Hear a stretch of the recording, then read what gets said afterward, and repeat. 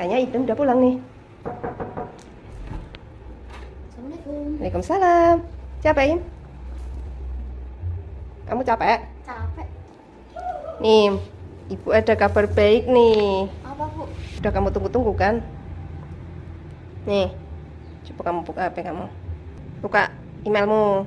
Wih, dapat email dari NASA. Nih, Ibu udah printin nih. Makasih, Bu. Wah, Keren, Him. Tambah semangat lagi belajarnya. Itu buat motivasi kamu. Biar kedepannya kamu bisa jadi orang yang sukses. iya, Bu, makasih. Ini.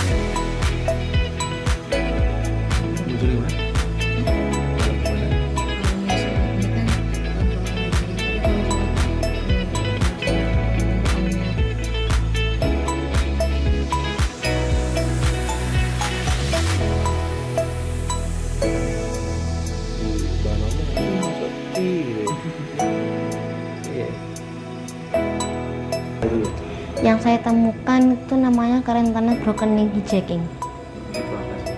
Broken link hijacking itu kayak tatan link eksternal sosial medianya NASA itu yang sudah mati, pas ditekan kan nanti mati, bisa dihidupkan kembali dan bisa diambil alih. Pas diambil alih bisa disalahgunakan, bisa digunakan perbuatan jahat seperti phishing, informasi palsu, dan mengatasnamakan NASA.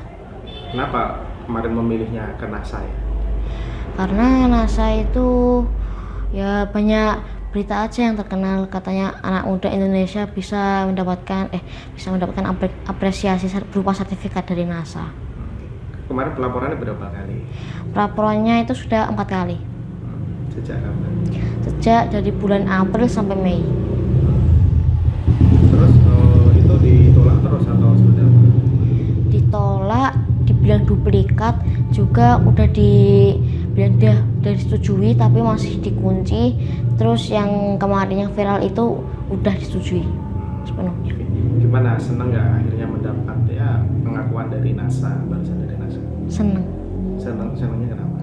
Seneng karena itu bikin orang tua bangga, juga pas tahu banyak yang ngasih apresiasi, juga udah banyak yang ngasih hadiah-hadiah, tambah semangat. Oke. Awal mulanya apa? Suka kayak gini gimana sih dulu ceritanya? Dulu sih gara-gara kebanyakan keseringan main game. Terus orang tua saya nyuruh buat game sendiri. Akhirnya saya juga buat game sendiri, mempelajari yang namanya coding. Pas saya pelajari coding itu ada banyak macamnya, yang website, game, aplikasi, juga lain-lainnya. Pas saya pelajari langsung ke website itu, saya dokumentasiin ke sosial media kayak TikTok, Instagram. Setelahnya banyak yang bilang katanya disaranin ke cyber security aja. Awalnya gak pengen banget ke cyber security, tapi pas melihat peluangnya ternyata besar, akhirnya nyoba-nyoba belajar cyber security. Oke, setelah mencoba cyber security gimana? Tantangannya apa? Tantangannya itu waktunya. Soalnya waktunya tuh butuh lama banget buat nyari sebuah kerentanan. Satu wajah itu udah sampai berjam-jam.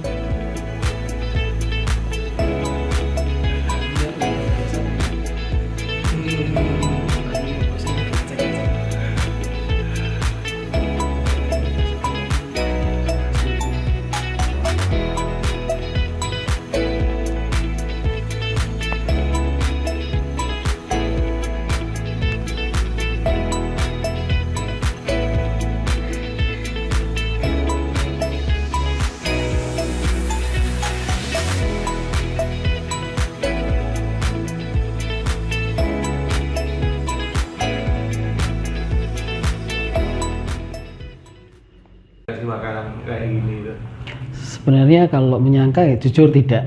Karena memang semua yang dilakukan termasuk dari membuat konten di media sosial itu ya hanya iseng-iseng.